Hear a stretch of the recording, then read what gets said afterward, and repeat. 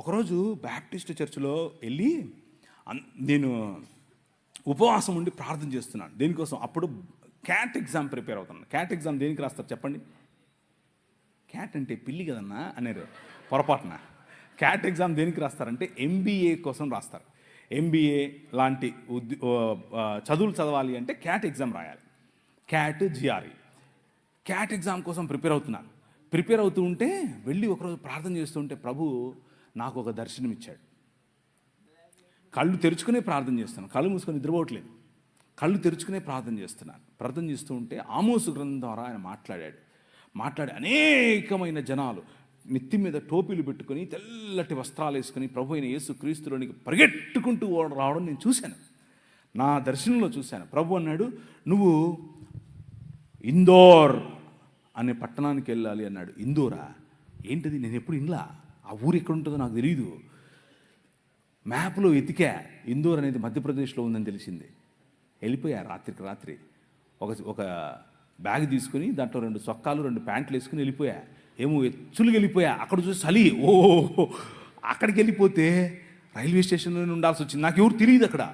3 రోజులు 3 రాత్రుళ్ళు రైల్వే స్టేషన్లోనే ఉన్నాను. రైల్వే స్టేషన్లోనే ఉండి సువార్త పరిచర్య చేస్తూ ఉంటే మోకాళ్ళ మీద ప్రార్థన చేశాను. ప్రవ్వా ఏంటి, తుమ్ జాతా హై మై ఆతా హై, ఇంతే వచ్చు, నాకు అంతమించే రాదు. జాతా హై ఆతా హై ఇంతే వచ్చు.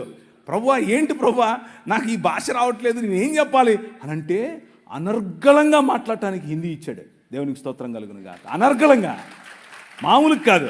ఒక్క నెలలోనే టీవీలో మాట్లాడాను. ఎలా? హిందీలో మాట్లాడాను. నేనేం నేర్చుకోలా, ఏ స్కూల్కి వెళ్ళలా, ఏ గ్రామర్ చదవలా.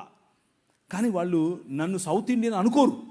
ఎందుకు అనంటే నేను మాట్లాడే హిందీ అంత శుద్ధంగా ఉండేట్లుగా మాట్లాడాను ఆ రోజుల్లో, ఒక్క నెలలో. కారణం ఏంటి అని అంటే ద పవర్ ఆఫ్ గాడ్. నీ రాజు ఆయన వాడుకోవాలి అనుకుంటే కావలసిన ఈవులు ఇస్తాడు, కావలసిన వరాలు ఇస్తాడు, కావలసినటువంటి అవకాశాలు ఇస్తాడు. నాకు ఇచ్చాడు. నేను వెళ్ళి మాట్లాడాను. అక్కడ కలిసాను నా భార్యను. అందుకు చెప్పాను ఇది, ఇంకేదో దాని కాదు. అక్కడ ఏంటి ఫుల్ చక్కెర వేసారేంటి? నేను చక్కెర తాగను అని. ఓకే.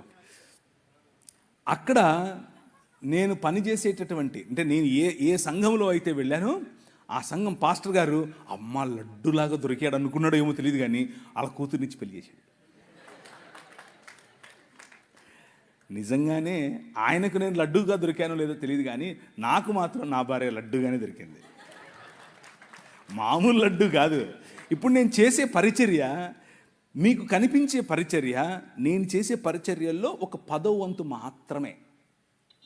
నిజంగా చెప్తున్నాను, 10వ వంతు మాత్రమే.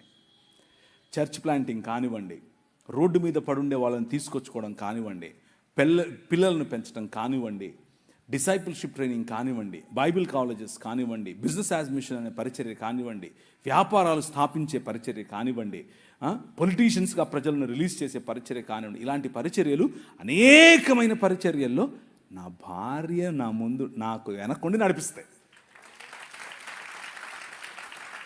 మామూలు కాదు. నేను తల, కానీ ఆమె మెడ.